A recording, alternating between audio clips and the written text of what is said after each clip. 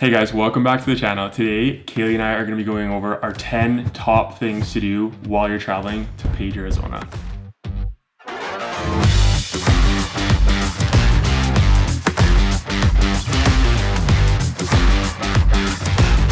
For a town of less than 10,000 people, it packs a huge punch and you definitely do not want to miss it while you're traveling to Arizona or Utah. Page is located in the north part of Arizona, really close to the Utah border. It's a very common detour on a Utah road trip. If you are looking to fly in, they do have a local airport in Page, but your closest large international airports are going to be Phoenix or Las Vegas. And those are both about 4 hours away. We're going to be working our way down the list from our least favorite to our favorite, so make sure to stick around until the end for number 1. Okay, starting off with number 10 is the gas station cave. This is a very quick stop. You only need about 20 minutes to see it, but it is a really cool thing to see while you are in the area. It is located just behind the Shell station, and it's like a less than a 5-minute walk to get in there. This place looks like the Great Chamber or Cutler Point, just on a smaller scale. Number 9 on the list is Buckskin Gulch to Wire Pass Trail. It's about 11.9 miles long and 410 meters of elevation gain, but it is just through some of the most unique landscape. It's only about an hour from Page,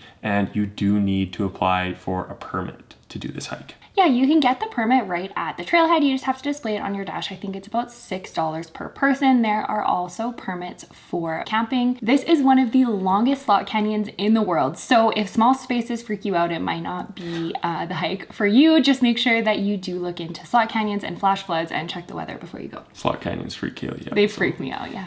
If you are planning a trip to Utah, we have a travel guide for adventure lovers that covers all of our favorite places in this beautiful state. This guide details everything you need to know about traveling through Utah, including the best hikes, natural hot springs, activities, photo spots, where to stay, the best way to get around, and super helpful tips on wild camping and finding amenities for van lifers. Covering all 5 national parks in detail, plus a ton of hidden gems outside of the parks, let us do all the research so that all you have to worry about is enjoying your trip. This guide is an instant download and we cannot wait to share it with you.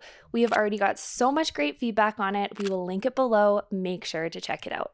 Number 8 on the list is the Hopi Salt Trail. This is a very tough hike, but it is really beautiful. It is located on the Navajo Nation and you do have to contact them to get a permit for this. You hike down a steep cliff to the Little Colorado River and the water is that turquoise blue color of Havasupai Falls. So it is absolutely gorgeous, but it is very, very steep. In total, this hike is 6.1 miles and 3,015 feet of elevation gain. Not recommended for beginners, but a cool thing to check out. Number 8 and number 9 are a little more on the difficult side when it comes to hiking. So number 7 is something far more easy compared to those 2 hikes, and it is the Toadstool Hoodoos. This is a 1.7 mile hike with 127 feet of elevation gain, and it's located only 30 minutes northwest of Page in Utah. This hike has some really cool rock formations that would be really great to take kids and hikers of all abilities on.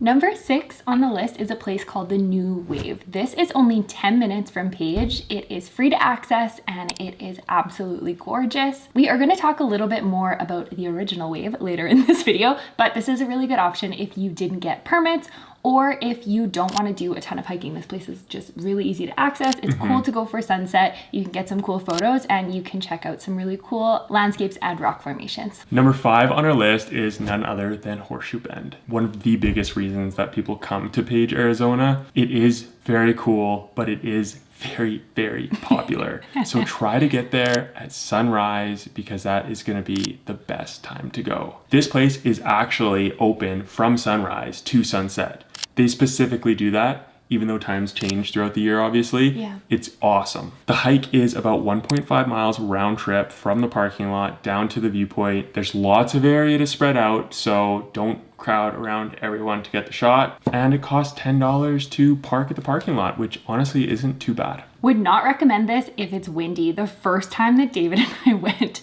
we went for sunset and then we ended up going back for sunrise, which was a better decision. The first time we went, it was crazy. It was like a sandstorm because of the wind. It's not very sheltered at all. So just keep that in mind if it's really windy.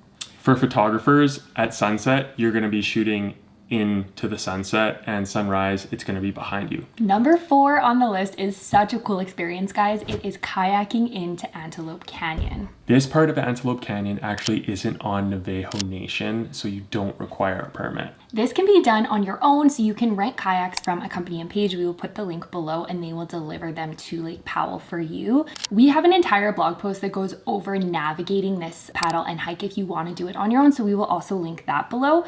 We did it on a paddleboard, would not recommend that. That was a lot of work for David. We both went on the same paddleboard and I mean, it was fun for me, but. It got super windy and Lake Powell gets very windy. So try to do this on a calm day. Early in the morning is best. There are a lot of tours that go here as well. They usually kind of arrive around 10 to 11 o'clock. So if you want it to yourself, just make sure to get there maybe like 8 or 9 o'clock. And we pretty much had the whole hike to ourselves, which is amazing. You will paddle up until you hit sand. You can get out, dock your kayak, and then hike in, which is awesome. Make sure that you bring an offline map though, because you want to make sure that you're not crossing that border into the Navajo Nation and that you're turning around before that, because you can get a pretty hefty fine if you go past the border. We will link the tours that we'd recommend below. If you're not comfortable doing this on your own, there are some really good tours that actually go to Antelope Island and Antelope Canyon. Full day trip. Number 3 is one of Kaylee and I's favorite destinations in Arizona, and it is called White Pocket. We have a full video detailing how to get here because it's quite the adventure. Yes. Check out the video. We'll link it up in the corner here right now. To sum it up, you're going to need 4x4 high clearance vehicle, and you're probably going to want to take the day to get here. We'd recommend doing it for sunset because it is an epic landscape. You have to be comfortable driving in sand. You have to be comfortable driving a 4x4. It is non-negotiable. Air down tires, switch into 4 high, and turn off your traction control. Or you can book a tour from Page, which would be a really good option if you don't have those things. We will link some of the tours that we would recommend below. There's no defined hiking trail here, but there are a lot of really cool landscapes. So you'll probably end up walking for a couple kilometers, just exploring the area because it's so cool. I would probably say you'd want like an hour or 2 for sure. At least. Number 2 on the list is the Wave. This is a super famous hike. It has recently blown up on social media and it is very, very hard to get permits for. But if you are one of the lucky few that are selected, you definitely need to go. This 6-mile hike has a ton of really cool rock formations. One of the most famous areas is a spot where the formation of the rock looks like a big wave, and it is a really cool photo opportunity. The permits to get here are super rare. As Kaylee just said, there's an advanced lottery and a daily lottery. For the daily lottery, you have to be inside a geofence area, which stretches from Kanab to Page. So while you're in this area, be sure to apply for this permit every day while you're in there. That's what me and Kaylee did. And it only costs $6 to apply, so it's pretty low. Just for reference, David and I have probably applied for this about 30 times, both of us applying every day, and we have never won permits for the Wave. Don't bank on getting permits. You could also try your luck with the advanced lottery and see how things go that way. If you want the highest chances and you're traveling to Page just to go to the Wave, the best time of the year is going to be in the middle of winter, like December, January, because that's when it is least popular. If you actually go to the station on the morning of, you can buy permits if there is a last minute cancellation, so that might be something to try as well. Lastly, bring lots of water if you're going on this hike. It gets super hot here, especially during the summer, but also in the winter when the sun comes out. Yeah, be prepared. Don't underestimate the heat of the desert. A lot of people get rescued from this hike every year just because they're unprepared. So make sure to bring extra water and extra food. And you can actually bring your dog on this hike as well. Number 1 on the list, guys, is Antelope Canyon. Now, this is also a super popular place if you're traveling to Page, Arizona, but it is well worth it. There is Upper and Lower Antelope Canyons, which are among the most popular, but with that come the crowds. And both of these locations are on Navajo Nation, so the companies that do the tours are Navajo Nation companies, and they are very regulated. So don't try to sneak into these canyons. And be sure to book online. We'll link them below. For the Upper and Lower Antelope Canyon, it's going to be about $92 per person for an hour and 45-minute tour. The group sizes for Upper and Lower Antelope Canyon are quite large. That's why when me and Kaylee went, we did Antelope Canyon X, and we did the photography tour, which isn't actually offered on Lower and Upper. So that's why we would recommend it so much.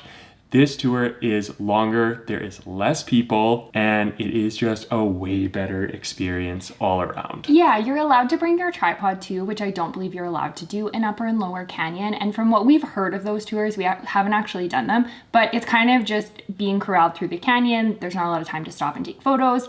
So if you are going with the purpose of taking photos, the photography tour is just way better. They'll wait for you, they'll help you set up shots. This tour is also about 3 hours, but it does cost $135 per person. Thank you so much for watching. We hope that this video helps you plan your trip to Page, Arizona. Make sure to check out our Utah travel guide if you are planning to head north. It is 81 pages and it includes everything that we loved about that state. We spent about 3 months there. Like this video if you found it useful, subscribe to the channel if you are into Arizona and Utah content, and we'll see you guys in the next one. See you next week.